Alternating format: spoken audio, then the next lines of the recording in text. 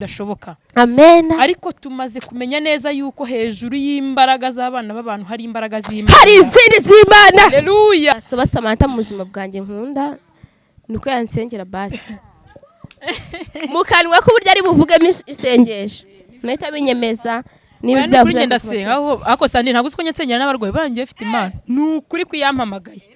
Bya nsengera abarwayi bagakira. Hari igihe umuntu agusengera arimo koherezamo imyuka mibi. Ntago wamenya ibintu babahamura. Ibyo byaranjye. Haleluya. Nukuri. Fanatime tazayambare. Oya agomba kuyambara mu izina rya Yesu. Gomba kuyambara mu izina rya Yesu. Nukuri pe azayambare. Urutoki rwanjye rukeneyemo impeta. Gasaro TV.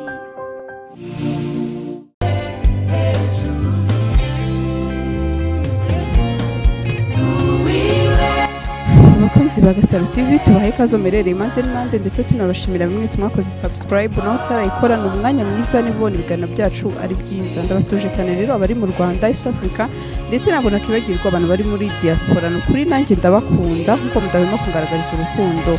Ngira ngo rero mbabwire ngo ushaka indirimbo nziza ukunda indirimbo yitwa Nduwiwe, indirimbo ya couple nziza cyane ya Letitsa ndetse mugabo yitwa Juma batuye muri Canada. Muraza kumva muri background ndetse nzi ko iri bufashe imitima ya benshi kuba yisanga no kuri channel yabo yitwa Letitsa ndetse na Juma, ugakora na subscribe ugasharinga na comment. Umugabo yanjye nawe rero tazo twiyungeho azabanza mpimbabazi kuko na mu bukwe bwagira no kugira nzemeza abantu nawe ko musabye uburenganzira Samanta zigomba kunyambarira. Harahiye koko cyane. Fanny uri kuntungura nukuri. Nyine biranshimishije kuba nsabye imbabazi kuba mutima wanjye ntuje. Kandi nawe kuba ari guseka nakuntu nzi kunaba yikarume. Sha yarahindutse no mukobwa pe. Byibuze batarahindutse nabwo yari no guseka nka rimwe. Cyane. Oya, ibyo byarangiye turi mu buzima bushyashya. Turi mu buzima bushyashya wituvangira. Utiri mu buzima bushyashya. Ari ko atari no kuba beza kubera twahindutse. Nari narumye nka kano kababi na Samanta arumye nka kababi none ubu twabaye bashyashya. Ubu twabaye nka kahera. Suri kubibona nawe. Twabaye nka kano pe. Maze na cameraman ari guseka. Urabona kano kababi amashami ariho. Nje n'umugabo wanje na Samanta babiri. Nyine nawe uri kubibona kuno kano kababi kameze. Samanta n'umugabo we nanjye n'umugabo wanjye ubwo n'abana tuzabyara hari asiyeje basigaho batatu ubwo umwe azabyara umwe abandi babiri. Sana na Fanny ankoresha n'ukuri kw'Imana. Ndahanuye rero nje Fanny. N'ukuri kw'Imana.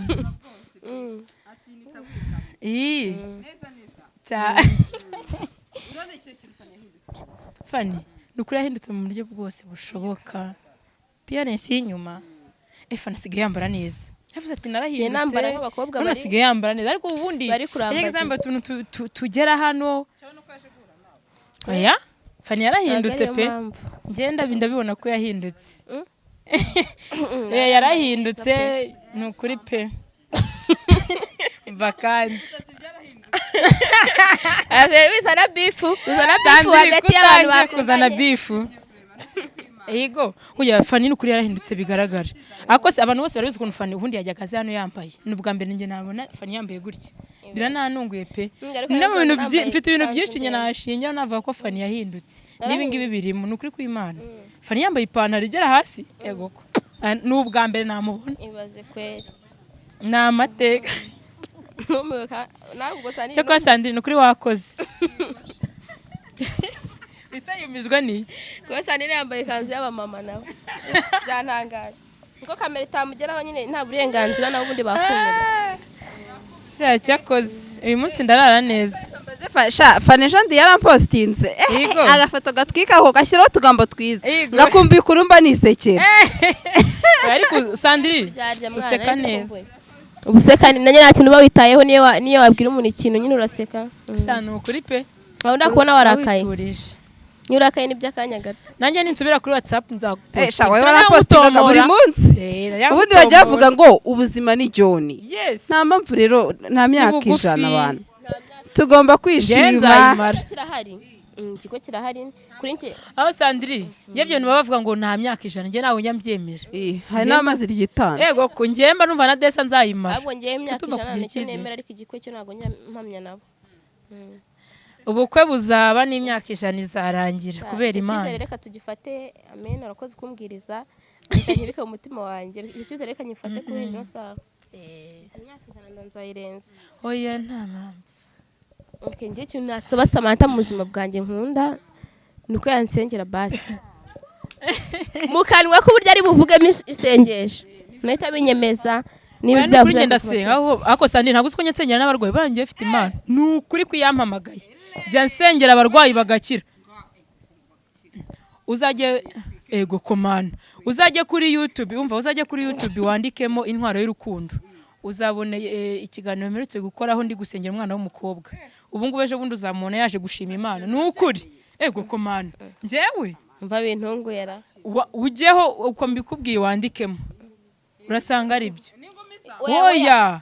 Sandire ngensigaye nsenga no burya Imana. Bara oya njyewe Imana nukuri yamaye Imana yo gusengera abarwayi. Iyo nsengeye umurwayi agaruka aje gushima Imana ko yakize. Kandi maze gusengera abantu benshi bambwiye ko bakize. Bibaho. Imana ivuga najya hareba icyo kiganiro azabona umwana yaje gukoresha abana abaho. Nukuri. Isagara ku bitugu bya papa ngikoresha abana bayo. Nukuvuga ngo Samantha n'umwana w'umupapa. Ntago ndi umupapa. Ntago ari umupapa. Namwe niko nyine abantu benshi bakunda kubivuga iryo jambo sikuro nyine. Oya no. Nawe ndi umupapa. Nyine ndagira mpumuriza nabemera ko na cyagihe bitakunda. Ikintu Fanny ashatse kuvuga nkigusobanura nge nahise nyumva nk'umuntu oya sinuvuga ngo nk'umuntu mukuru nk'umuntu bari bavuze kuri titre yarazanye. Ngo Fanny ashatse kuvuga ngo na cyagihe mwamonaga Rwanda. Ntago cyari kumuza kujya imbere y'Imana ngasengera umuntu bikemuke kandi afite n'ibyo byaha. Icyo cyashatse kuvuga. Bitari ibintu wenda noneho nanganswe ubu ngubu noneho nasubiye mu murongo nsigaye numva nasubiye mu byanjye bya kera. Ubu noneho ndabizi yuko Imana igikorana nanjye no kuri Sandrine. Wenda ntago wahita ubyumva ariko nibyo. Ndabyumva pe. Sengera rwose. Hari igihe ukora ku muntu oya nakore ntago ari byiza bikagaragara nawe ukavuga ati wenda urimo uramuteramo ibindi bintu bibaho. Hari igihe umuntu agusengera arimo koherezamo imyuka mibi ntago wamenya ibintu babahamura. Kandi nanjye ntago nkunda gusenga nkoze ku buryo umuntu gusenga ugukozeho ntago ari byiza.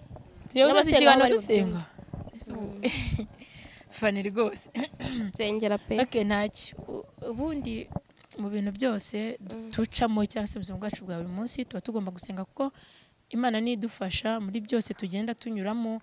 Ndetse navuga yuko no kugeza kuri akanya tabaye imbaraga z'Imana nge na Fanny ntago twakabaye twicaranye hano. Kuba twicaranye hanjye na Fanny turi guseka tuganira ni imbaraga z'Imana navuga ko zidasanzwe. Rero niyo mpamvu vuze ngo uyu mwanya nkwaye agaciro nkuko nyine abyifuza yuko namusengera kuba byonyine ngira icyizere cyo kumva yuko namusengera isengesho Imana ikaryumva. Ni icyizere kiba kidasanzwe umuntu ababonye mu muntu. Ariko reka dusenge nkuko ubinsabye reka ngusengere kandi nzi neza yuko Imana igiye yumva amasengesho yacu uko bwije nuko bukeye. Data mu izina rya Yesu uri Imana igira neza. Amen. Ndagushimye ndaguhimbaje yuko uri Imana yacu bwite. Umuririmbyi yararirimbye aravuga ngo uzatwomora ingoma kubera yuko uri muganga wacu cyane.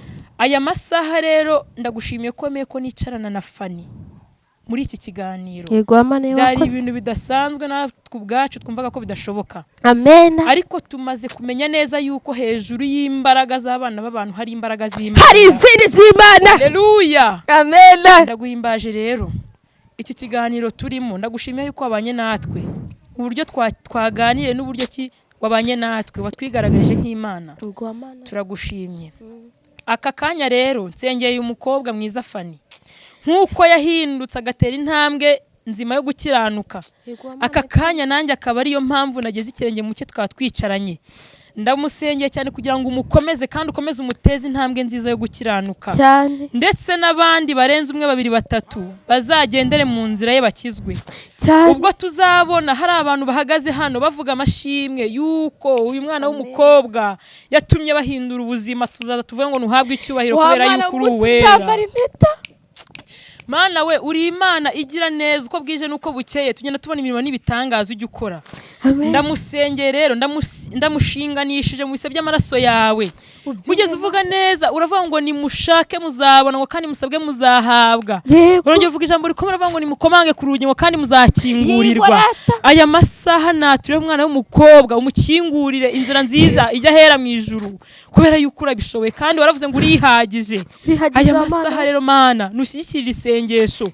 None abantu nta kintu nakora kubera ko ndi umwana w'umuntu ariko uri Imana ikora kandi urashoboye. Ndakwinze kugira ngo umukomereze amaboko. N'isi ntago byoroshye. Uravuze ngo tukiri mwisi dufashe igihe mu ntambara. Ariko uri Imana ica inzira aho zitari ugaca imigozi y'umwanzi.